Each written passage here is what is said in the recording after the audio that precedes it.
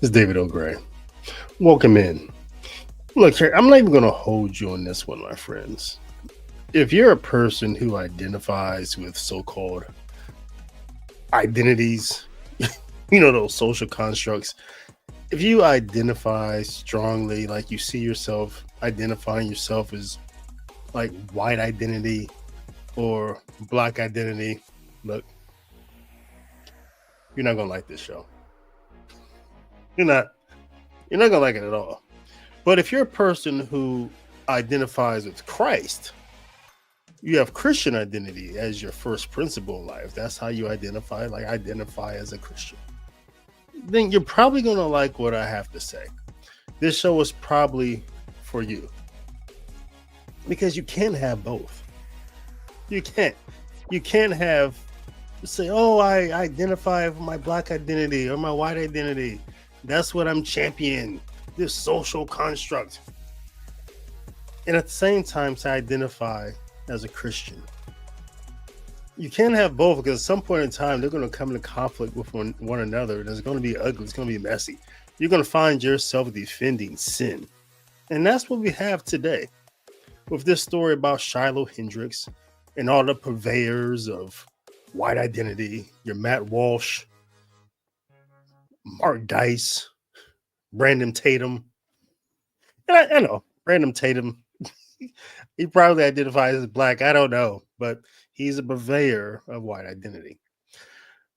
But it's very interesting, the story was Shilo Hendrix.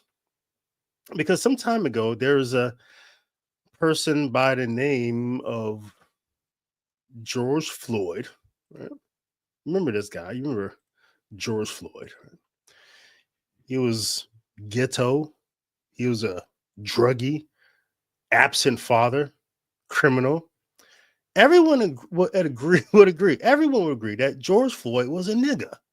Even white people say, you ask a white person, and when I say white, black, I just mean social construct. I don't believe in races other than there be one human race. But if you ask just a typical white person, hey, if you were to open up a dictionary and put a picture in there next to the word nigga, who would you put? Most white people would say George Floyd. Everyone knew that this guy was ghetto. Everyone knew he was low culture. Even black people would say, yeah, that's George Floyd's a nigga. Because even with black Americans, the black American culture, there's two types of people. There's black people, mid culture, high culture. Cosby Show. Remember that from the 80s in Different World? Good example of just high culture, the black bourgeoisie. And then you go down the line, you eventually arrive at niggas. Low culture, right? And black people recognize that George Floyd belonged to that lower class of the culture called niggas.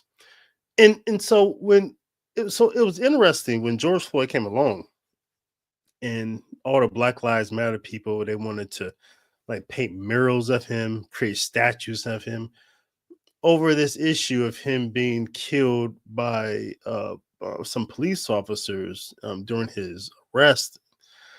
And we began to like understand his background and say, oh man, this guy's a nigga. Like he just fits all the qualities, just lower class, just ghetto, low life. And we asked him, we had asked the Black Lives Matter people. I said, this is who you want to die for? This is who you want to put a cape on for and fly around and defend? This is the hill you want to die on? This is the person you want to put your face that you want to put on your flag? And they said yes. They said yes, this is the person who's going to be the champion of our cause, George Floyd. And we said okay and laughed. Now, fast forward to today. We have the new George Floyd.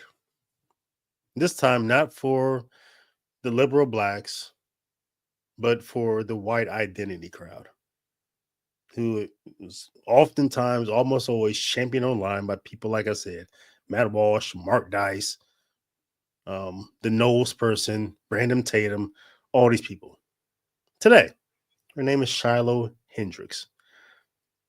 Similar to George Floyd in a lot of ways, criminal background, public drunkard, arrested for drunk driving or something like that, arrested, have a criminal record for fighting in public, never been married that we can see, but has children, no wedding ring, tattoos everywhere.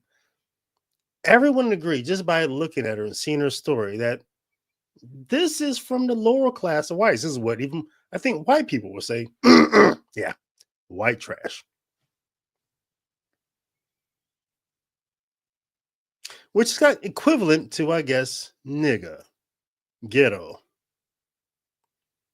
And everyone knows, you again, you see these people, you see them all the time. You go to any Carnival cruise, you go to any Waffle House, you kind of just know what a nigga is. And just like if you go to certain places, see certain behaviors, you just kind of know what white trash is.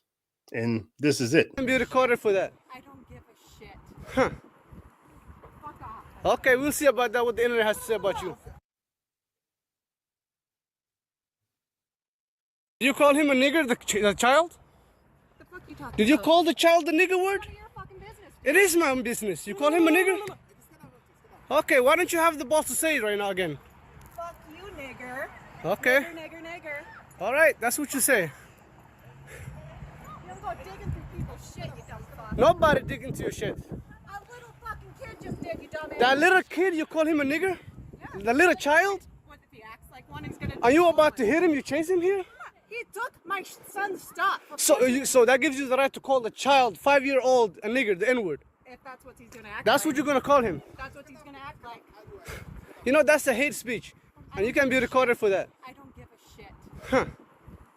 Fuck off. Okay, we'll see about that, what the internet has to say about you. Okay, so that's Shilo Hendrix. That's the one who everyone's defending right now. Clearly, white trash behavior. If she is black doing this, we just call her a ghetto nigga. But they're defending her because, well, she's their George Floyd now. She puts up the middle finger, doesn't apologize. And now everyone, all the white identity people who's been telling us all for years that they're victims, oh, poor us. We can't say the word nigga, but you can. But here's Shilo Hendrix, who doesn't care. She gives zero cares about what people think about her. And now this is their George Floyd. This is who they want to stand by. And like I said, you can't have both. You can't. You can't say, oh, I identify as a Christian and I identify by this white identity, black identity, because at some point in time, they come in conflict. And now's the time. Because everyone's defending this very sinful behavior, just like they did George Floyd. But they're defending this sinful behavior because, well, she's standing up for us. She's doing what we wanted to do. She doesn't care. They don't care that, you can't cancel her. She doesn't care. And she raised over $1 million over this. She went to some sort of GoFundMe thing and she raised over $1 million because, the liberals and everyone else they're trying to cancel her. Because of her public ignorance. Calling a child a very offensive name. We'll get to the so-called double standard, why some people can say the word nigga and some can't. But for now, this is where we're at. That Shilo Hendrix, this woman, is the queen of white identity. This is who they're standing by. She's going to lead them to the promised land. She's a savior of white identity victimhood. Good luck with that. But really, I have the same question for you as I did with the liberals, the black liberals, with George Floyd. Like, really? This is the one? This is the one you want to put a cape on for. This is the one you want to, whose face you want on your flag. This one? Really? I don't think so. And it's, she has over $1 million now. She raised, because, she put up the middle finger, called a little kid a nigga. Right. Okay. Doesn't apologize. But we know how that ends. You give lower culture people $1 million. I don't care if they're athletes, musicians, ghetto, hood, white trash, whatever it is. It always ends the same way.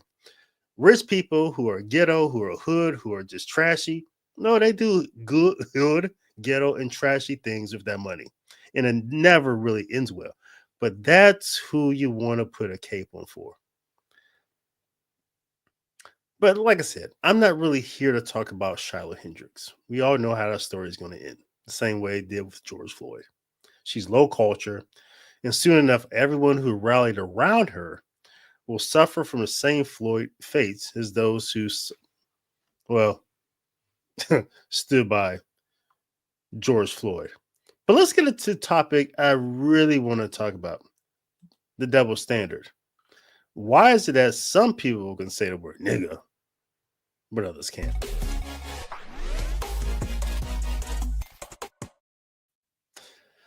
So yeah, Matt Walsh and Mark Dice, they're making these videos saying, "Oh, you're right. This is an opportunity for everyone to start saying the word nigga now." Like Charlotte Hendrix broke the back. Everyone can say it, and we all should. She ended the double standard. All white people get to say it.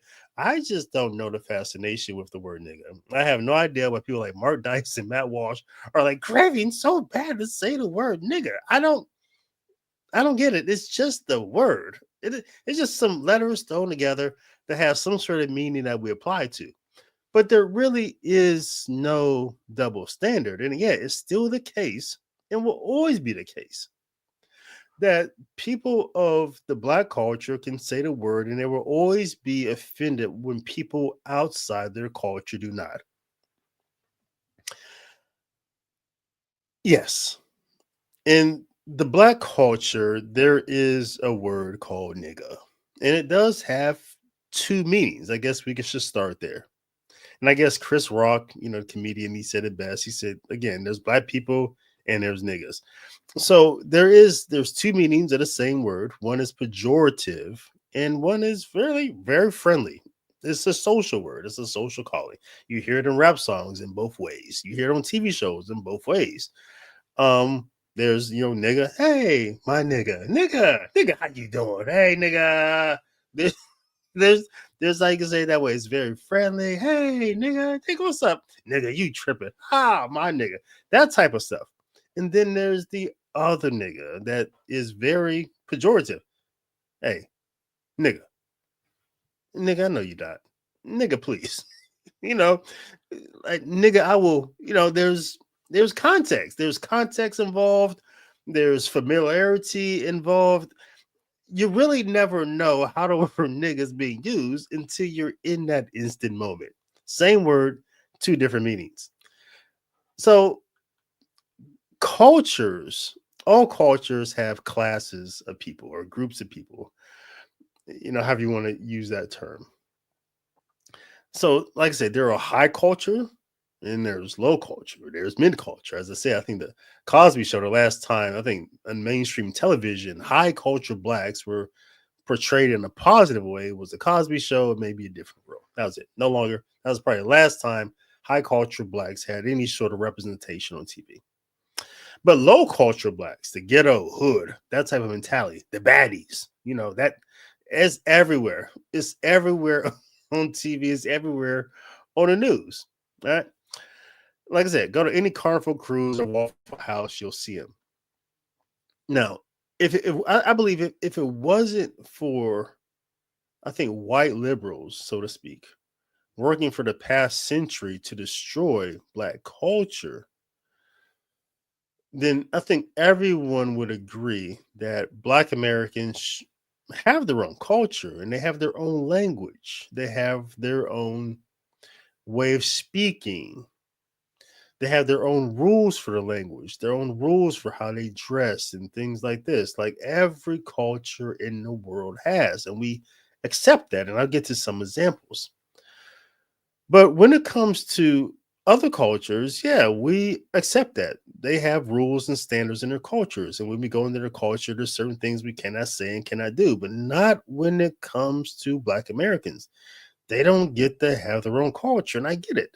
I think white liberals have done a credible job trying to destroy Black culture, from inserting and creating a welfare slavery state to integration to filling up poor neighborhoods with drugs and poor schools, having Black women not get married and rely on the government. This idea that people who are not of the culture can come into the culture and teach that culture. The history is really one of the most phenomenal things. This idea that Black history should be taught in schools by people who don't belong to the culture. Nowhere in the world can you go. You'll ever go to Ireland and see an Irish history class taught by a Chinese person. It's just not going to happen. You come here to Germany, and Germany history classes are not taught by Iranians. It's just not. Go to China. You'll never see some guy from Brazil teach Chinese history. People from the culture teach the culture of their history of their culture. That's how it's just always been. Unless you want to destroy and weaken a culture, well, you have people come from outside of the culture and water it down and try to teach those people their history. Only happens to Black Americans, because the idea for Black liberals is Black people don't have their own culture.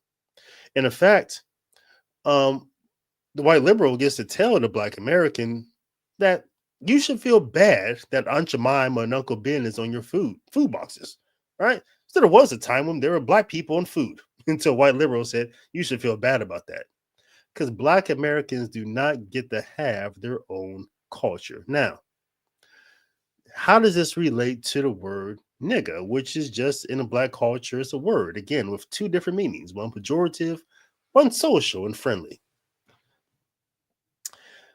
We get that when we go like Hawaii, the word aloha and malaho, I think you can pronounce it. These words are deeply rooted in their culture and carry significant weight or meaning. Now, people can't come to Hawaii and say aloha, aloha. But if you use them casually, locals may find it to be very disrespectful, even if you don't use the word the right way. They may think you're being very superficial with their word of their culture. In Hong Kong, Galalo, I think you pronounce it. This is a Cantonese term, which means foreigner or white devil. While some locals might use it among themselves, it can be offensive if outsiders use it. So a person who comes to some places in Hong Kong where you have, people of particular cultures and they're using the word galo, they'll look at you crazy if you say that word, because you may not know how you're using it. You don't look like you should be using it. And you're not going to be treated very friendly, because that's a word belonging to their culture. It's not for outsiders to use. It's kind of like nigga. In Japan, gajin. Again, another word. This term also means foreigner. It's commonly used by Japanese. However, it can be seen as derogatory if it's being used by non-Japanese people. So gajin is not to be used by people who are not Japanese. Japanese people will take offense to that. Like nigga. Baba in South Africa. Term means father and is used very respectfully. Outsiders using it casually might not convey the same respect. You may have a problem. Cholo is another word. I remember I got in trouble for this. You just don't go around calling some people, particular cultures, cholo. I heard it on TV. That's all, cholo. No, it's kind of like nigga. It wasn't for me to use. I got that. Got some understanding that day. So those are words, and then there's customs and practices that belong to particular cultures, right? Certain clothes you can wear. I don't know, some like the kimono in Japan, right? Yeah, anybody can wear it, but they may take offense if you're not wearing it appropriately or at the right time, to the right event. It's a cultural dress, and it has very significant cultural meaning. In Mexico, the Day of the Dead face paints, right? Something you see on TV. I dare you to go there with the day to day face paint. Um, and you know, and we're in a very disrespectful way, right? You may not come back home. This is the rules of their culture. The haka dance, you know, you see this or the war dance. Oftentimes, you see the people in New Zealand, the Maori people do this dance. It's for them to do. It's not for anyone else. You're not going to go there as a person who's not Maori and do that haka dance. You're not. When I was in New Zealand, and this was back when I was a Freemason, and I went to a lodge, they were I was a guest because I was traveling around. I was doing a lecture, and I come into this lodge and had a couple of gentlemen greet me with that dance. It was in the lodge. They were Freemasons, but it was not for me to get up and try to imitate that dance. Right? It's very sacred to them. Namaste in India. It's kind of where it coming. I think maybe you people who do yoga or something like that, namaste, that type of thing. But again, it's a word with very significant cultural meaning, and could be, if you just say it the wrong way, it's the wrong context, and may be disrespectful. Bowing in Japan is cultural, but if you don't bow low enough or the right way, you may be people may look at you funny. So, you know, sometimes these guys on YouTube, like the Mark Dice, you know, Matt Walsh, these people, Brandon Tatum, all of these guys do all day long is just sit in their studios with a camera and just talk. They write their monologues or whatever. I don't know if Mark Dice talks off the cuff, or I really don't know who knows, but that's really not the point. The point is that sometimes you just got to leave the house. Go outside, talk to people, dialogue. Go get some stamps on your passport. Travel around, learn some things. And then you will understand that, yeah, cultures are allowed to have their own rules and their own standards in their own words, like nigga. And it's okay if you're not allowed to say it. It's okay if people take offense to you coming into using something that belongs to their culture. They're allowed to take offense. It belongs to them. Let people have their culture. If it's not sinful, it's not harming anyone, just let them be. You don't have to, like, it's okay for Black people to have their own culture. It really is. Just because they're in America, and I know this myth that America is like some sort of melting pot, but it's not. It's a pot, sure, but the water is freezing. Nobody's melting. It's a complete myth. So let Black people be. Stop just interfering with them. Stop, white liberals. Stop trying to destroy them. And Black liberals, stop letting yourself be destroyed. It's okay for them to have their own cultures. And I get it. I get that. Yeah, I think the white Christian heterosexual male, yeah, I get that he's on the defense. I understand the culture. I understand white guilt went way too far. It was a complete, it just went way too far. Right? And shame on white liberals for buying into it. But I get the sense of why some Blacks felt there need to be a correction. They went years without having their own commercials or TV shows and all this stuff. And all of a sudden now, you know, in every commercial, you know, it's a white guy and a Black woman married, and they got some white kids in a Chevy Tahoe. I get it. It's strange. And it's just like the overcorrection for the Skittle people. You know, they were never on TV shows. Now every TV show has one of them. That's just the overcorrection. But the fact that it matters that in government is still predominantly white men. Most people who vote in the United States are white. Most CEOs are white. No, white people are struggling. So I think you can get a little bit over the victimhood, you know, you purveyors of white identity. Just, I get it, but get over the victimhood and let Black people have the word nigga. And if you really want to say it, just keep saying it amongst yourselves in private, as I know many of you do. And it's fine. But don't sin. And don't let your victimhood lead you into sin. And don't let your strong grip on something passing that Not going to matter. Not going to matter on your judgment day, like your black identity or white identity. God doesn't care. It's not going to matter. It's going to do more harm for you on your judgment day than it will do good on your judgment day. So I'll say it like that. And so just don't sin, okay? And let other people just live their life and have their words and their culture, and everyone will be happy. And there's no such thing again as double standards when it comes to this. It's just culture. And that's David O'Gray. And that's all I had to say about that. And I'll see you tomorrow for the regular live stream.